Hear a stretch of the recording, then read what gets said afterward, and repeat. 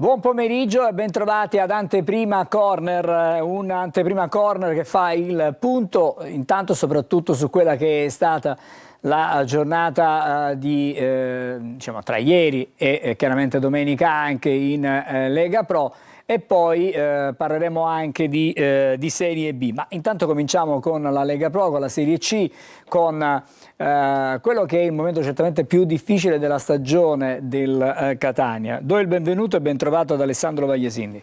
Ben trovati.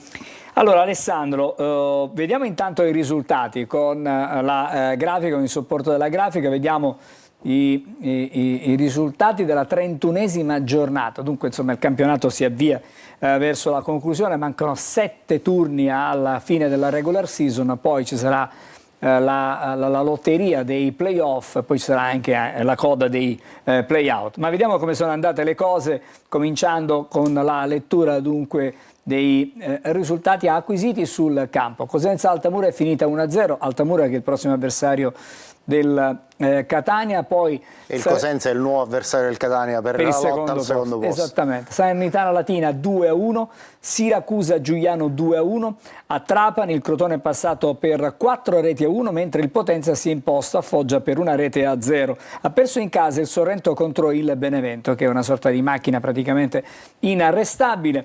Cavese Picerno 2-0, l'Atalanta Under 23 ha regolato il Cerignola 3-2, il pareggio diciamo che ha lasciato tanta amarezza del Catania in casa contro la Casertana per 0-0, Monopoli Casarana è finita invece 2-1. Un unico pareggio. Quello del Catania. Sì.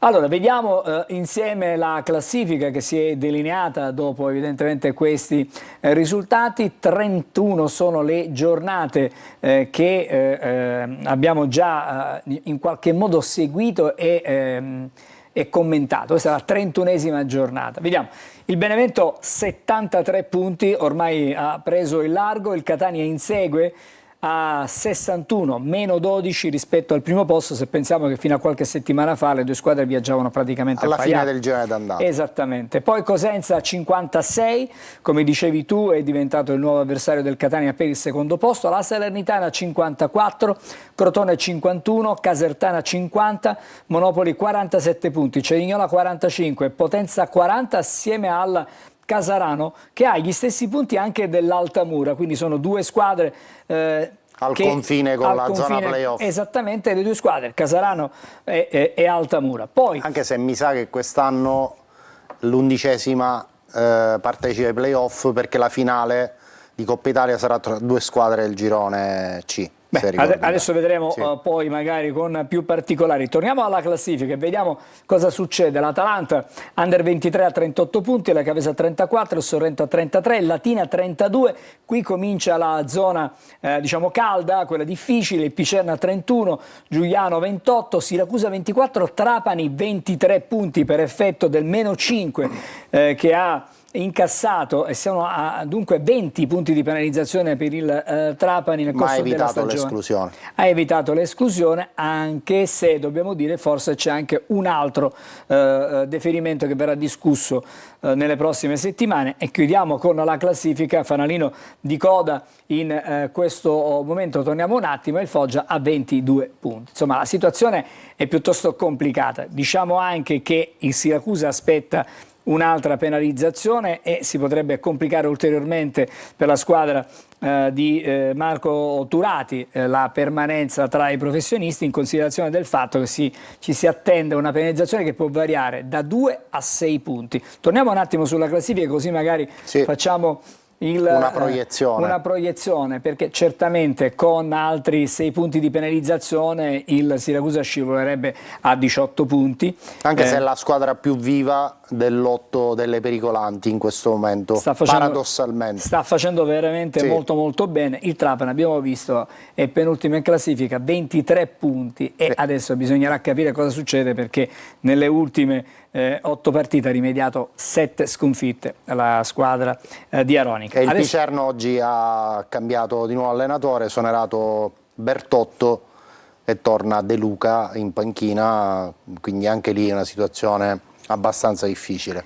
Alessandro, allora adesso ci concentriamo sulla partita di ieri del Catania, vediamo anche le immagini, gli highlights che ci restituiscono quella che è stata la gara poi di ieri al Massimino. Un Catania che rispetto alle ultime due uscite in trasferta, quella di Salerno e di Benevento, ha mostrato una netta involuzione, un problema non soltanto tecnico e fisico, tattico, ma credo di poter dire anche mentale, Alessandro.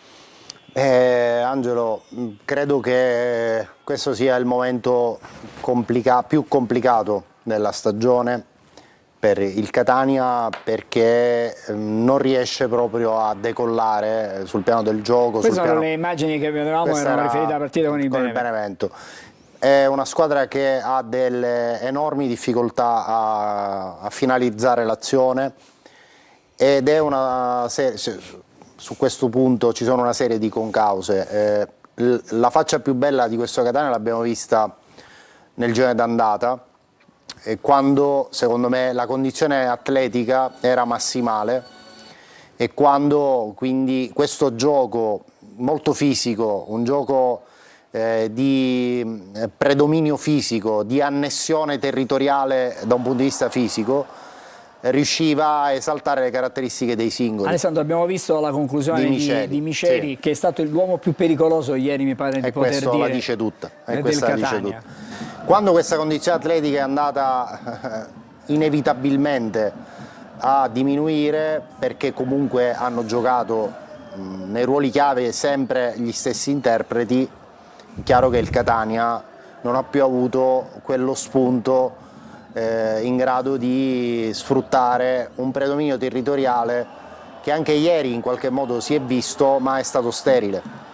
Quindi quando tu giochi tantissimo sulle catene, sulle trame lungo le corsie laterali, e arrivi a fare il cross a difesa schierata, difesa avversaria schierata, è chiaro che le percentuali di far gol si riducono. Certo. Un conto che tu riesci sulla brillantezza, sullo spazio, a mettere in aria dei palloni al di là della linea difensiva e per l'inserimento dell'attaccante, e allora la prospettiva stessa, il margine di realizzazione sale in maniera esponenziale. Questa è una fase in cui il tipo di gioco che il Catania ha proposto nel girone d'andata e che funzionava per effetto di quelle prerogative non sta funzionando più, perché ripeto, la condizione atletica è calata, gli avversari ormai hanno perfettamente chiaro qual è il piano gara contro il Catania. Ancora Miceli, uomo più pericoloso veramente del Catania, e quindi non fanno neanche troppa fatica per portare a casa il risultato. Se andiamo a esaminare le ultime uscite casalinghe del Catania, Angelo, sì, Cerignola, il Trapani non lo considero perché non è un test che può avere attendibilità, quindi Cerignola, Giuliano, Casertana. Catania ha fatto un gol in 3 partite in casa, creando a mio avviso troppo poche occasioni da gol per poter legittimare a fine gara insomma, il merito della vittoria. Alessandro, io vorrei farti sentire, le abbiamo già sentite ieri, le dichiarazioni di Toscano nel post match, sentiamole e poi magari facciamo delle riflessioni. Sì. C'è il rischio di mollare e di non fare la prestazione, invece i ragazzi l'hanno fatta, hanno dato quello che ci avevano oggi da dare, l'hanno dato tutto, ripeto, hanno creato, volevano vincere la partita fino alla fine, ci siamo riusciti, guardiamo alla prossima perché bisogna costruire il nostro obiettivo settimana dopo settimana adesso. Il malcontento è anche disfattismo, pessimismo. Io sono sempre stato fiducioso, ho sempre avuto fiducia in questi ragazzi, in quello che stanno facendo. Si poteva fare di più, ma si poteva fare anche di meno. Io non dimentico mai quando sono arrivato 2 anni fa ad oggi, quindi io quando vedo la squadra viva che fa la prestazione, poi ci si mette insieme, ci si confronta per trovare soluzioni diverse, per migliorare certe situazioni. Allora, la riflessione che ti vorrei porre è su quello che dice Toscano, sul fatto che c'è stata la prestazione. Ora, non sono d'accordo. Ieri durante... Con massimo rispetto, ma non sono d'accordo. E proprio questo volevo chiederti, anche Di Tacchio, che è il capitano di questa squadra, a fine gara si è presentato dicendo le stesse parole in pratica di Toscano, come se fosse un copione scritto adesso magari non sarà così, però dire che la prestazione c'è stata, dire che magari si può dire che la squadra ha dato quello che aveva. Allora qui siamo d'accordo sul fatto che la squadra ha dato quello che aveva, ma sul fatto di dire che la prestazione c'è stata c'è qualche riserva? Beh, più di una, anche perché, torno a ripetere, la Casertana non ha mai dato la sensazione di essere in soggezione, in difficoltà. Ha controllato la partita con i mezzi a sua disposizione, anche magari con qualche sceneggiata di troppo, ma ci sta, ci mancherebbe altro. Beh, vengono a Catania, un punto per loro è preziosissimo, ma non mi sembra che la prestazione ci sia stata, e ripeto, l'allarme nasce dal fatto che nelle ultime partite disputate al Massino, tolta quella col Trapani che secondo me non conta, questa è una squadra che ha palesato le stesse identiche difficoltà, anche con interpreti diversi. Cioè, non c'è oggi la sensazione che rientrando Tizio o Caio la squadra potrà salire di livello, è proprio un discorso di insieme. Mentre l'ultima bella prestazione che abbiamo visto al Massino è contro il Cosenza, prima della sconfitta contro il Sorrento, ma è passato troppo tempo. Ma insomma, che cosa può essere accaduto tra la partita di Cosenza, la partita di Potenza con il Cosenza in casa, la partita di Potenza sul campo neutro con il Sorrento? È passata una settimana e questa squadra è come se in quella gara con il Cosenza avesse profuso quelle che erano le ultime energie fisiche e mentali?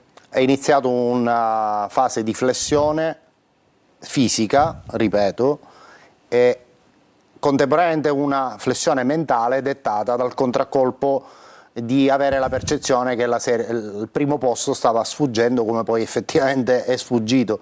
Quindi questa somma di fattori ha creato questo cortocircuito da cui oggi la squadra, ad oggi, riferendoci alla partita di ieri, certo, ancora non è uscita. Allora, si è comunque in qualche modo, ieri abbiamo chiesto a Toscano se si sentisse in discussione. Non ha risposto a questa domanda, ha detto semplicemente che il confronto con la dirigenza è quotidiano. Stamattina ha diretto l'allenamento Toscano assieme alla squadra. Quali possono essere gli scenari? Alessandro, è difficile ipotizzare in questo momento che ci possono essere decisioni, diciamo, forti da parte della dirigenza, però probabilmente la piazza vorrebbe sentire anche la voce del club. Beh, è indubbio che ci siano delle riflessioni da parte della dirigenza, perché la situazione non è soddisfacente per la dirigenza. Quindi in questi casi qualsiasi club professionistico ovviamente si pone delle domande e cerca delle risposte. Possiamo dire che al momento in cui andiamo in onda queste riflessioni non si sono completate, quindi non possiamo escludere nulla a priori, indipendentemente dal fatto che oggi Toscano abbia diretto l'allenamento. Poi, ripeto, bisogna anche capire chi potrebbe essere il sostituto di Toscano e se sono nomi spendibili, per che durata, perché ovviamente un conto è pianificare solo questa parte finale della stagione, 7 partite più i playoff, un conto è fare un progetto tecnico con un nuovo allenatore che sia idoneo sia per chiudere al meglio possibile questa stagione che eventualmente affrontare quella successiva indipendentemente dalla categoria. Quindi allora, ecco, detto questo, poi bisogna vedere su piazza quali tecnici possono eventualmente rientrare in queste valutazioni. Uno di questi, è inutile nasconderlo, poteva essere Fabio Caserta, che però oggi è stato ufficializzato dall'Empoli al posto di Dionisi. Quindi magari si è perso un po' troppo tempo nel riflettere su quelli che potevano essere gli scenari futuri per il proseguo della stagione.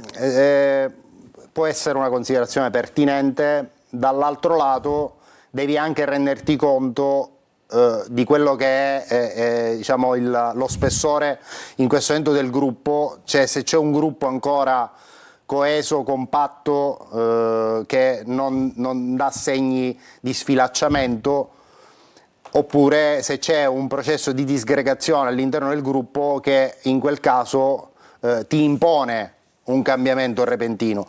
Io credo che forse da questo punto di vista ancora la percezione che può avere la dirigenza è che il gruppo tutto sommato non si sia sfilacciato, ma sia solo un problema di carattere fisico e mentale, fermo restando che da un punto di vista tattico, se è vero, come ha detto Toscano ieri, che alla fine i sistemi di gioco lasciano il tempo che trovano, se è vera questa premessa, può esserlo altrettanto di provare una disposizione diversa in campo per cercare una strada diversa, perché 31 partite abbiamo visto un sistema di gioco unico.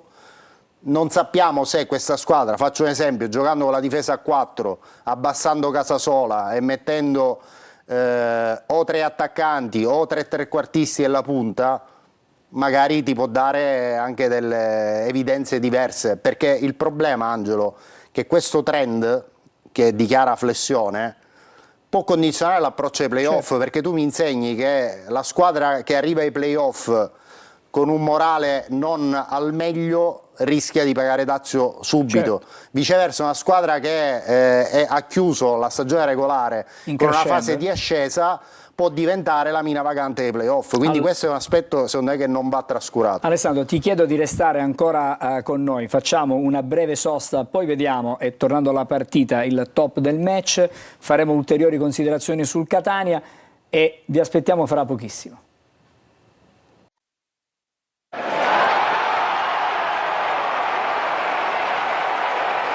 Torniamo ancora in studio. Prima di andare avanti, chiudiamo il capitolo della partita di ieri. Alessandro, poi faremo un'appendice ancora su quello che è diciamo, il momento del Catania. Abbiamo detto e sottolineato più volte che il giocatore più pericoloso del Catania è stato Miceli, sì. Centrale di difesa che si è proposto 2 volte in area di rigore, ha creato qualche problemino, una traversa e una bella parata poi del portiere Campana. Beh sì, diciamo nota lieta per quello che riguarda l'esperto centrale originario di Cosenza, che ha messo a referto quest'anno 25 presenze, 18 col Monopoli, 7 col Catania e 2 reti in maglia bianco-verde. Ha una scadenza di contratto al 30 giugno 2027 e potete vedere sulla destra il dato insomma, che segnala appunto la grande esperienza di Miceli, che vanta quasi 300 presenze e 13 gol nel campionato di Serie C. Sono numeri importanti. Alessandro, allora torniamo un attimo a quello che è il momento del Catania con 2 riflessioni.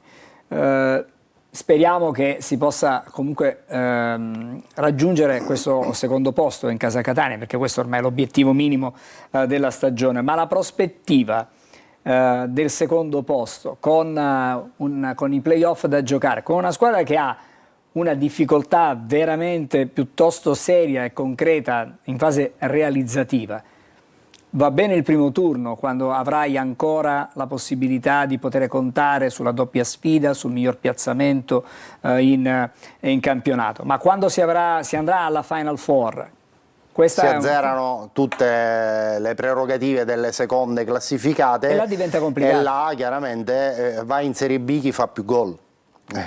Il Catania gol ne fa pochissimi. Anche ieri, dico, ci aspettavamo Bruzzaniti e Caturano.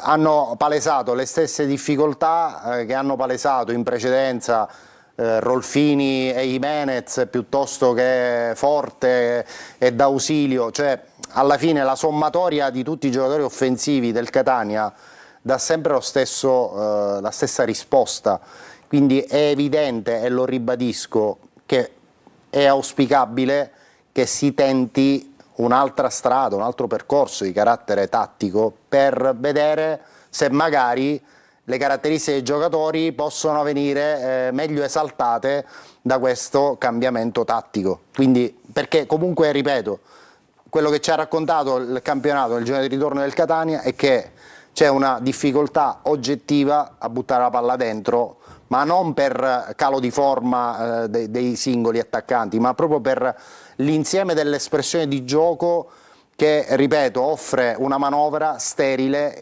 raramente produttiva. Alessandro, prima di salutarti e darti appuntamento a questa sera per Corner, la versione estesa 20:45, ci dedicheremo per un'ora e mezza proprio all'analisi del momento del Catania. Partita sì, però voglio dire, cercheremo di sviscerare altri temi. Anche il discorso legato alla lista, Cicerelli, l'infortunio di Rolfini, vi daremo delle indicazioni anche su questo aspetto. A proposito di Cicerelli, sì, ti volevo chiedere, ieri l'abbiamo visto in tribuna. Stamattina ha lavorato, ha fatto tutto il lavoro con la squadra, quindi da questo punto di vista lo possiamo ritenere un giocatore pienamente recuperato. Stamattina, ripeto, ha svolto tutta la seduta, ha fatto lo stesso lavoro di tutti gli altri compagni di squadra. Questo significa che Cicerelli di fatto è arruolabile, diciamo, da un punto di vista... È arruolabile. Stasera vi spiegheremo bene che cosa determinerà come effetto domino il rientro di Cicerelli. D'accordo, allora Alessandro, l'appuntamento, come hai già detto tu, è a Corner per questa sera, quando affronteremo e analizzeremo il momento negativo del Catania. Magari cercheremo di darvi degli aggiornamenti su quella che è la pausa di riflessione che in questo momento è ancora... Al momento in cui stiamo trasmettendo, questa riflessione la possiamo ritenere ancora in corso. Quindi è aperta, non si è chiusa l'analisi di quello che sta avvenendo in Quindi stasera in casa Catania. Sicuramente avremo degli elementi in più per potervi aggiornare su questo tema che è centrale. Ma direi che è importantissimo. Grazie Alessandro. A voi, ci vediamo stasera. Allora, noi ci fermiamo per pochissimo. Anteprima Corner torna fra poco insieme a voi con altre notizie. Parleremo prima di Palermo e poi invece ci occuperemo di Lega Pro, parleremo di Siracusa.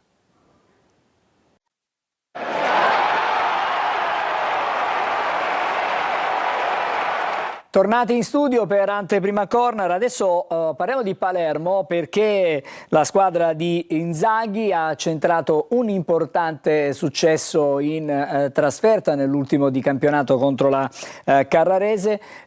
A questo punto la classifica in qualche modo torna a sorridere alla squadra rosanero. Vediamo un attimo quello che vi accennavo. Il Venezia è in testa con 63 punti, poi c'è il Monza che è il prossimo avversario del Palermo a 60, Frosinone 57, 58, Palermo 57, poi Catanzaro 49, Modena 44, Juve Stabia 40, il Cesena a 39 punti. Questa è la griglia diciamo delle squadre che andrebbero ai playoff. Vista la classifica dunque con l'impegno contro il Monza per il Palermo nel prossimo fine settimana, vediamo e sentiamo le parole di Inzaghi e di Poyampalo.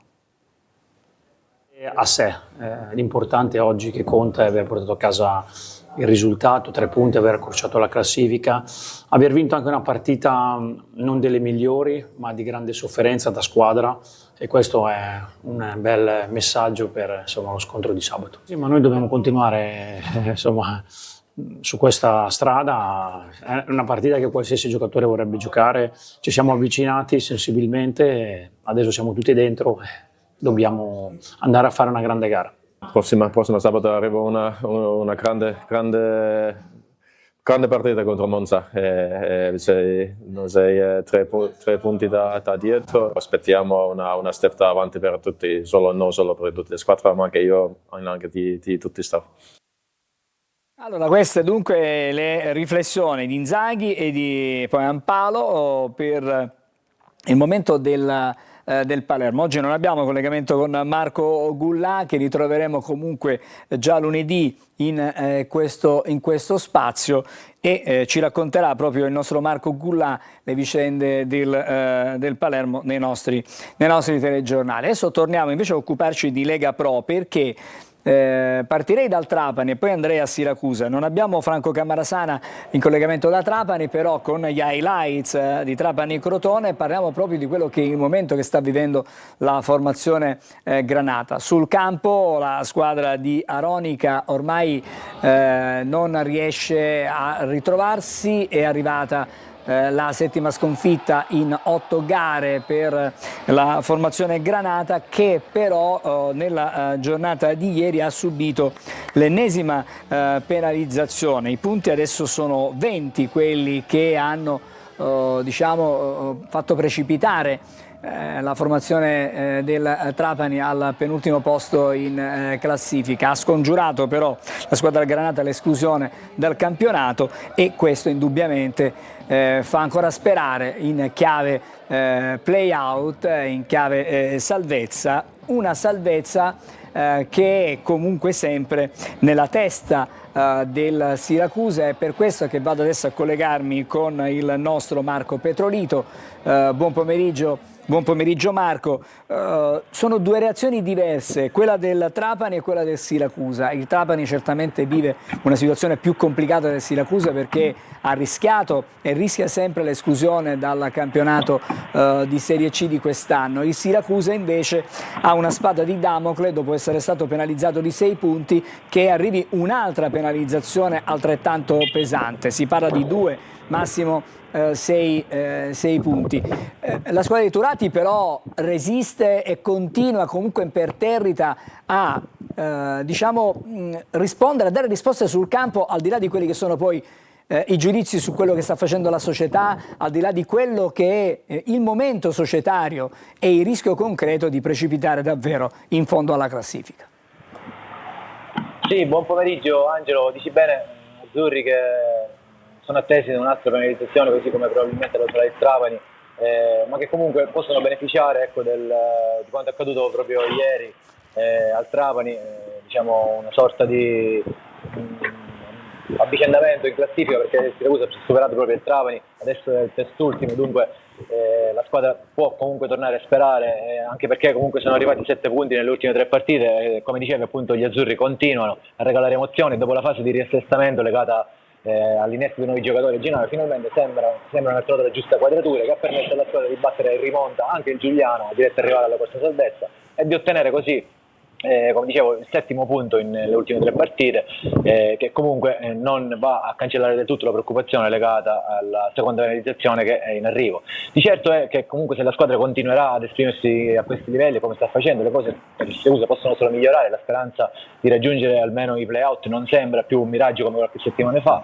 Naturalmente servirà a fare punti anche nelle prossime partite, a partire da sabato al Latina, che rappresenta un altro importantissimo scontro diretto. Gli azzurri però stanno dimostrando, con Valente tornato al top, con Riccardi e Arditi che hanno dimostrato di saper vedere la porta segnando 2 splendide reti, una difesa che con il rientro di Cancellieri è sembrata molto compatta. Fanno sperare i tifosi, che ancora una volta domenica hanno incoraggiato e incitato la squadra sia prima che dopo la partita. A ricevere l'ovazione più grande è stato soprattutto il tecnico Turati, che davvero condottiero, come accennato tu, sta dimostrando di riuscire anche in questi momenti difficilissimi a risollevare la squadra e far sì che si possa remare tutti nella stessa direzione, al di là delle problematiche e degli ostacoli extracampo. Ecco. Marco, ricordiamo anche, tanto per dare uno... Sì, dimmi pure. Sì, Marco, allora vorrei sentire le parole di Turati e poi magari chiudiamo il collegamento anche con te e ci proiettiamo con le ultime notizie che riguardano proprio la squadra. Ma sentiamo Turati. Siamo molto contenti perché nell'ultima settimana abbiamo fatto 7 punti contro anche squadre forti, squadre che lottano per un obiettivo, quindi per noi è sicuramente motivo d'orgoglio questo. Voglio sottolineare il fatto che oggi i miei calciatori hanno fatto veramente una buonissima partita, non potevamo fare di più, solitamente noi siamo anche più arrembanti di oggi, ma è stata veramente una settimana difficile per noi con questo viaggio nel turno infrasettimanale. Soffrire così e fare una partita di grande cuore come l'hanno fatta significa che dentro questo gruppo ci sono valori forti, ci sono valori veramente importanti, e quindi per me è sicuramente una gioia incredibile essere il loro allenatore. Allora, parole importanti di Turati, che servono anche a caricare i suoi ragazzi, i suoi giocatori. Abbiamo 30 secondi, andiamo a chiudere, Marco. Sì, Angelo, ti dicevo appunto del futuro prossimo del Siracusa con Latina, Picerno, Altamura, Atalanta, Foggia, Cavese e Trapani, che sono tutte sfide almeno sulla carta abbordabili, sono le ultime volte della regular season, tutte con squadre che stazionano nella parte medio-bassa della classifica, i cui punti varranno doppio, dunque ecco perché è lecito più che mai crederci per il Siracusa, motivo questo per cui gli azzurri continueranno a sperare, venderanno cara la pelle fino all'ultima giornata, nella speranza appunto di salvare il salvabile e far sì che si possa arrivare a fine stagione quantomeno con la consapevolezza di averci provato e con la grande emozione che sta trasmettendo Turati a tutto il pubblico che, come ti dicevo prima, domenica scorsa l'ha veramente abbracciato in maniera calorosa a fine partita. Sì, grazie a Marco Pedrolito da Siracusa, ci racconterai le vicende del Siracusa nel corso dei nostri telegiornali. Adesso noi ci fermiamo, l'appuntamento è per Corner alle 20:45, vi lascio ai programmi della rete.